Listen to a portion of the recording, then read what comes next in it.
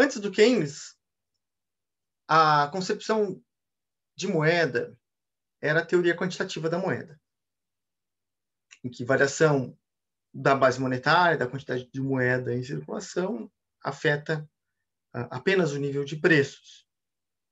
Portanto, não afeta variáveis reais, emprego, renda. Keynes rompe com esta ideia, e é uma grande transformação na teoria econômica, dizendo que a quantidade de moeda, variáveis monetárias, a incerteza dos agentes, afetam variáveis reais, emprego, crescimento, variação do produto, portanto. Então, uma das principais contribuições do Keynes é na parte monetária, não apenas, mas também, né? Também a questão da incerteza, da demanda, mas aqui, principalmente, a questão monetária, que é um aspecto de macroeconomia, certo? Então, por isso Keynes é tido como o pai da macroeconomia, dado que anteriormente a macroeconomia era meramente, né, os fundamentos microeconômicos somados, certo? Bom, já vimos então o trabalho e as contribuições do Keynes, mas ele impactou no debate à frente. Já vimos também como os novos keynesianos, não é, acabam absorvendo parte dessas críticas, muito embora fiquem no mainstream, não é? Outro autor e corrente que a gente não viu ainda, mas que vai ver, e aqui a gente não está necessariamente cronológico, né, dado que esse debate ele ocorre principalmente na década de 60, 70, 80, mas vamos ver, não tem como ver tudo ao mesmo tempo, né? Então, o Friedman, né, é um dos maiores economistas aí da história, com certeza, ele entra nesse debate, tá? E aí a escola monetarista, que vai dizer, olha, de fato, no curto prazo, a variação da base monetária, política monetária, afeta variáveis reais, afeta a renda, né? Emprego, portanto, produção, mas no longo prazo, não. Vamos deixar o Friedman, né, para depois, mas a ideia monetarista, uma corrente importante que surge posteriormente, que a gente vai ver no tempo oportuno, flexibiliza um pouco a concepção neoclássica, tá certo? Então, olha, de fato, né, no curto prazo tem impacto, né, a base monetária e a política monetária. E aí, bom, estamos lá também os novos keynesianos que já vimos. E, subsequentemente, principalmente já na década de 70, né, tudo acontece um pouco na década de 60, 70, 80, tá? Aqui, mas nesse caso aqui, na década de 70, surge, então, essa corrente, novos clássicos, tá? Que o nome já sugere um pouco, né, qual é a sua raiz, certo? Clássica, né? Que aí, bom, existem muitas formas de compreender o que significa clássico, mas eu não vou voltar nessa discussão, mas um dos pontos que se é chamado de clássicos é aqueles que entendem que a economia caminha para o pleno emprego, tá? Então, novos clássicos, dois grandes expoentes aqui que receberam o Prêmio Nobel em Economia, o Thomas Sargent e o Robert Lucas, né? Ambos ainda estão vivos, e principalmente aqui Lucas, né? O Lucas, ele teve uma contribuição enorme, mas também Sargent e outros, tá? Então, os novoclássicos. O que os novoclássicos nos trazem? Bom, as expectativas dos agentes, né, são racionais, tá? Então, e se fundamentam em modelos microeconômicos. Os agentes econômicos tomam as suas decisões de produção, né, com base nas informações que eles possuem, e as informações são completas Eles têm acesso a todas as informações, ninguém é enganado pelo governo e pela política monetária, tá? É isso que ele está querendo dizer. E as expectativas olham para o futuro. Aqui, a gente está vendo, né, a gente vai ver, é uma visão radical, não é? Ele retoma uma perspectiva pré-Keynes, tá certo? Só que mais radical ainda. Crítico, inclusive, ao monetarismo, né? Porque o monetarismo do Friedman assumia que, no curto prazo, né, políticas monetárias tinham efeito sobre emprego, sobre nível de renda. Tá? E aqui a discussão acaba sendo muito em função de inflação, desemprego, e crescimento e política monetária, também fiscal, tá? Macroeconomia propriamente. Lembrando, né, essa aula aqui não é de macroeconomia, é uma aula de pensamento econômico. Então, a gente está discutindo o debate entre os autores e as transformações que aconteceram nas ideias e tal, tá? Bom, então, os agentes são racionais, as informações são completas, né? E as decisões olham para o futuro, não para o passado, que nem as expectativas adaptativas dos monetaristas, né? A questão da inflação olhava para o passado e aí fazia previsões para o futuro. Não, o agente olha para frente.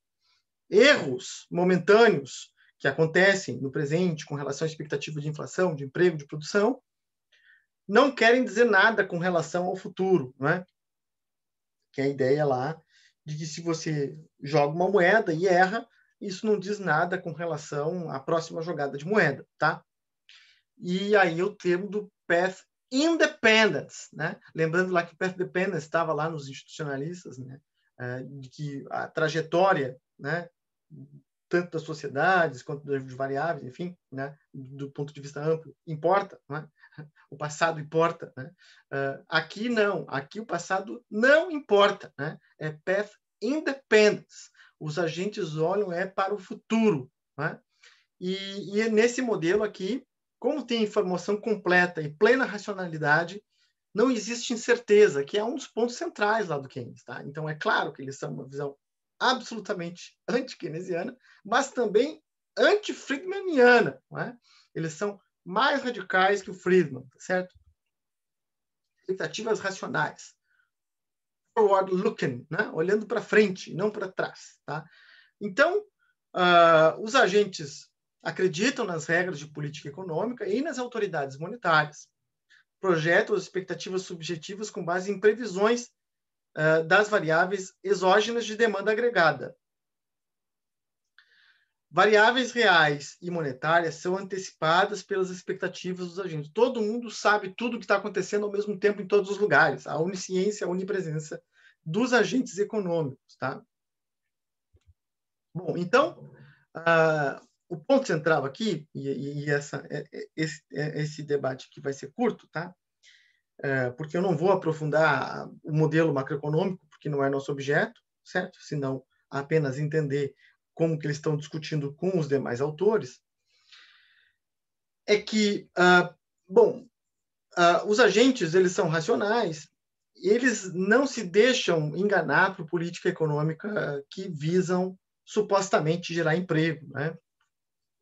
E essa política que eventualmente visa gerar emprego, como o afrouxamento da base monetária, vai gerar meramente variação de preço. Então, mais uma vez, né, volta a visão pré-Keynes de uma forma ainda mais radical, né? Política fiscal e política monetária não afetam variáveis reais, não afetam o nível de emprego, não afetam o nível de produção, apenas geram inflação. Tá? Ou seja, moeda é neutra, ela não impacta, né, a economia real, né, nem no curto prazo, nem no longo prazo, nem em prazo algum. Se bem que alguns flexibilizam para o curtíssimo prazo, né, mas a ideia central aqui é de que a moeda é neutra, né, que é uma visão, como eu disse, né, frisando mais uma vez, mais radical do que a do Friedman, né? Tá? É supply side total, né? O que determina é a oferta, não é? A produtividade dos fatores de produção, capital e trabalho, e não demanda, não é? E muito menos política monetária, certo? Então, com relação à mudança de preços, ao nível de preços, isso compete à autoridade monetária, não é? De tal forma que, se você, eventualmente, fazer política de crédito, fazer política expansionista de taxa de juros, ou injetar moeda na economia, isso vai gerar meramente variação de preços. Né? Então, a variação de preços é um fenômeno de variação monetária. Pode, eventualmente, ter exceções, né? Alguns choques aleatórios que pode vir até do Banco Central. Né? Esse termo aqui, choque que acontece eventualmente. Mas isso não afeta as decisões dos agentes com relação ao futuro. Eles não se deixam enganar. Eles possuem informação completa, eles são absolutamente racionais. Né? Então, né, se por acaso o governo fizer uma política expansionista, os agentes vão perceber isso, eles sabem o que está acontecendo, né? Já vão variar o preço na mesma proporção, né? E também os salários vão variar na mesma proporção. Eu vou ter meramente uma variação de preços, né? Não vai afetar variáveis reais. Então, o que o governo deve fazer, né? Deve buscar a credibilidade, que é algo que também a gente discuta bastante, né? No caso do Banco Central, buscar credibilidade, ou seja, combater tão e unicamente a variação de preços. Essa é a questão, é a grande questão da política econômica. Né? Fazer uma política de corte de gastos, equilíbrio fiscal constante, né? E uma política monetária austera também para visar combater preços. O pleno emprego é atingido pela economia, a economia tende ao pleno emprego. E aqui lê esse pleno emprego a taxa natural de desemprego, tá? Que aí entra essa questão aqui que vai entrar na macroeconomia, né? A taxa natural. Existe um nível de taxa de desemprego que é natural, né? Que está dentro do que é mais do que uma taxa de desemprego abaixo da natural gera inflação, né? Portanto, existe um nível que é uma taxa natural de desemprego, que diz respeito às pessoas que não estão capacitadas para o trabalho e tal, né? Portanto, a economia tende à taxa natural de desemprego, né? que é uma taxa que a gente não sabe exatamente, né? Mas é aquela Nairu, né? Que não afeta a variação de preços. Então, a economia caminha nesse sentido, né? A produção caminha ao equilíbrio, né? Os agentes são racionais, o governo precisa controlar a variação de preços. A política monetária deve ter credibilidade, não deve se guiar por políticos, tá certo? Que buscam eventualmente gerar emprego. Não, tem que combater variação de preços. Uma das formas de conseguir isso é através da independência do Banco Central. Né? O que acontece? Né? Só um parênteses aqui. Né? Banco Central, a gente que é economista, a gente sabe, né? Mas, enfim, tem gente que está estudando aqui que não é economista, né? Banco Central tem um papel fundamental, né? E a política monetária, né? A variação de moeda na economia, de acordo com Keynes, novos keynesianos, e mesmo até monetaristas, afetam o nível de emprego, nível de renda. Portanto, né, digamos assim, é uma questão relevante, né, a política monetária, né, afeta diversas variáveis que estão presentes no nosso dia a dia, inclusive salários. Não é? A questão da independência do Banco Central é tirar o Banco Central, né, como eles falam, né, de questões políticas, como se fosse uma coisa absurda. O que é questões políticas? Preocupação com emprego, preocupação com não passar fome, né? Eventualmente as pessoas não querem passar fome, e isso gera pressões políticas, não querem estar desempregadas, isso gera pressões políticas. Não, vamos deixar o Banco Central distante dessas questões de emprego, de renda, de salário, e preocupado apenas com a combate à inflação. Né? Bom, então é eles que colocam aqui a necessidade de independência do Banco Central, né? Sem ações que eventualmente possam gerar emprego que é meramente inflacionário. Né? Então, é uma visão absolutamente radical com relação à política econômica, mais radical do que Friedman, tá certo? Mais uma vez, tá? Então, que é um liberal aí bastante liberal, né? Aqui são mais ainda, né? Então, um liberalismo extremado. Nível de emprego, né? Determinado o salário, né? A economia ela tende ao equilíbrio, inclusive o mercado de trabalho, certo? Então, se o governo não interferir com política monetária, com política fiscal, a economia caminha para o pleno emprego, né? Que é a taxa natural de desemprego. Por que existe desemprego, então? Aí volta a antiga questão, porque o salário real está elevado, né? Com salários flexíveis, a economia volta para o pleno emprego, né?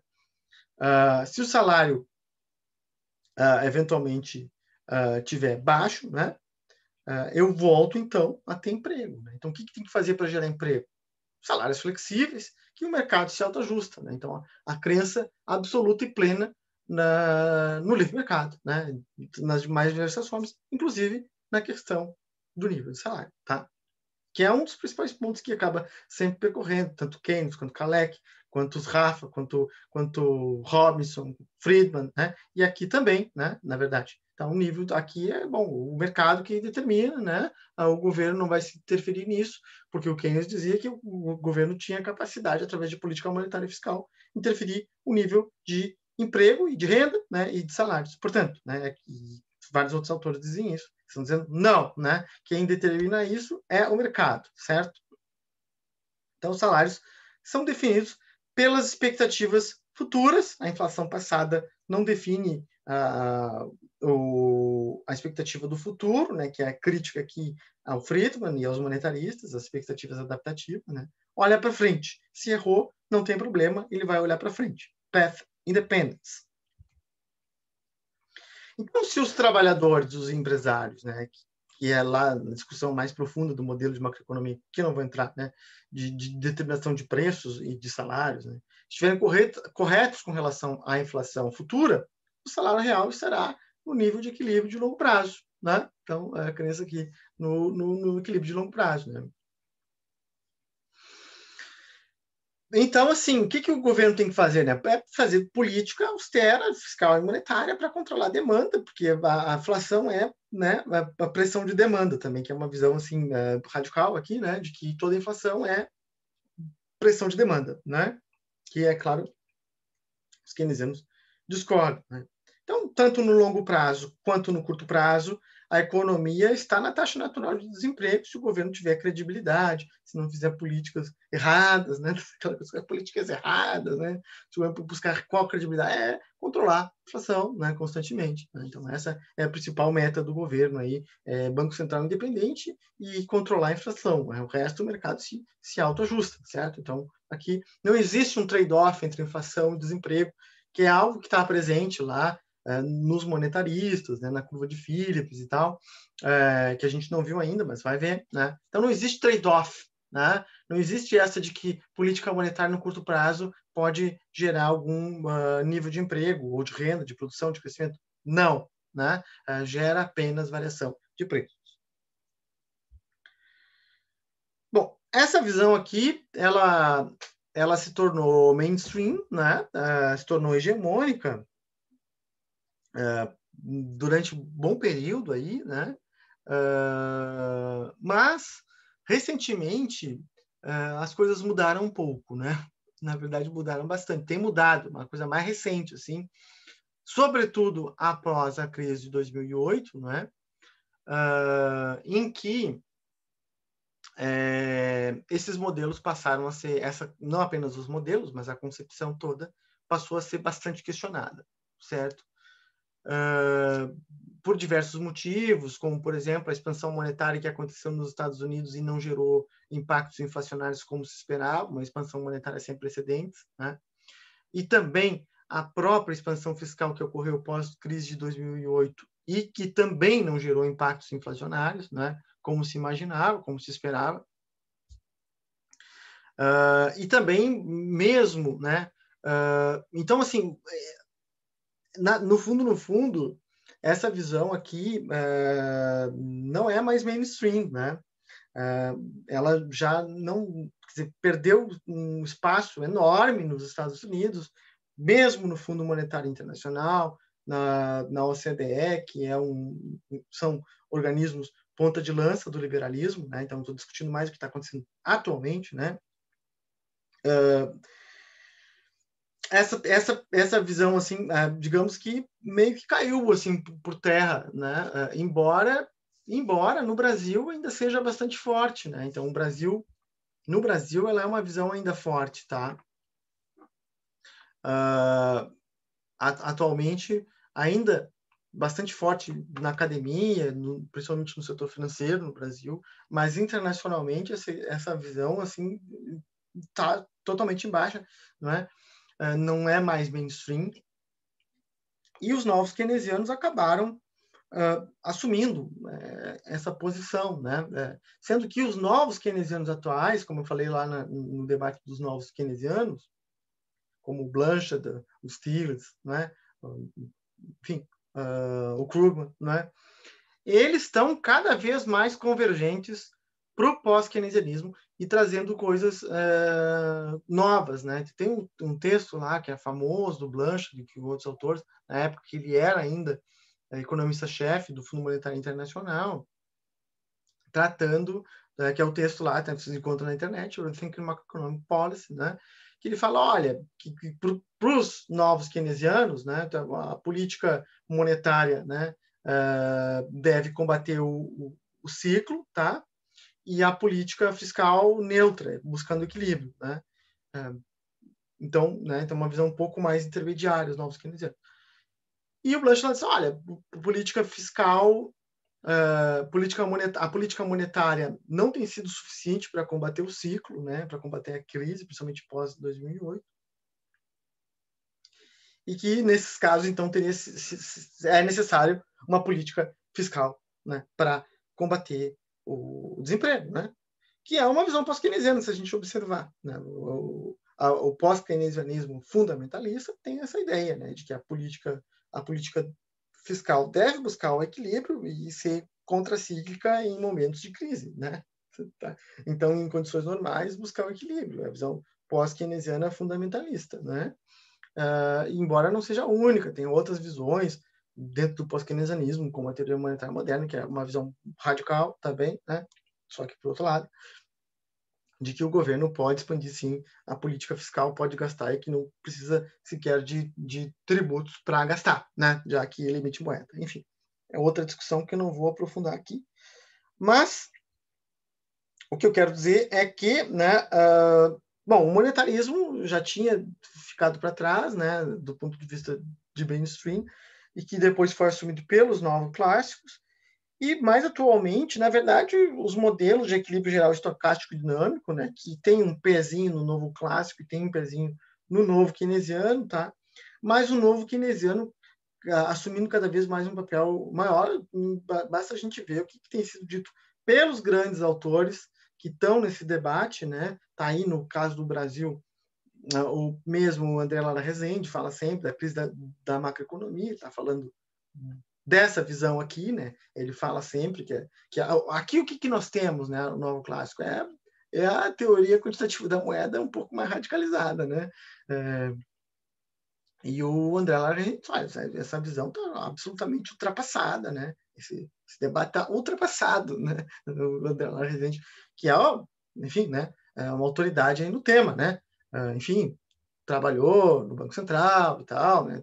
Foi professor nos Estados Unidos, se não me engano, e tal, né? Autoridade aí nessa área monetária, bem mais do que eu, certamente. Ele fala, olha, esse debate está ultrapassado, só no Brasil que tem essa discussão ideológica, tá certo? Esse dogmatismo ideológico do ponto de vista fiscal, né? Diz o nosso colega aí, o André Lara Rezende, tá? Então, enfim, essa é a discussão mais atual, né? O mainstream economics está balançando, né? Está flexionando, né? E o mainstream atualmente é novo keynesiano, né? Ou o DSGE, lá, os modelos de equilíbrio geral estocástico, mas também se mexendo, né? Indo no sentido do pós-keynesianismo, da necessidade de eventualmente fazer uma expansão fiscal, além da monetária, para combater crises, tá? E nível de desemprego, tá? Então, assim, é isso aí. E depois a gente vai ver, embora não cronologicamente, outros autores liberais, né, como o Friedman e o monetarismo. E, bom, então nos vemos na próxima.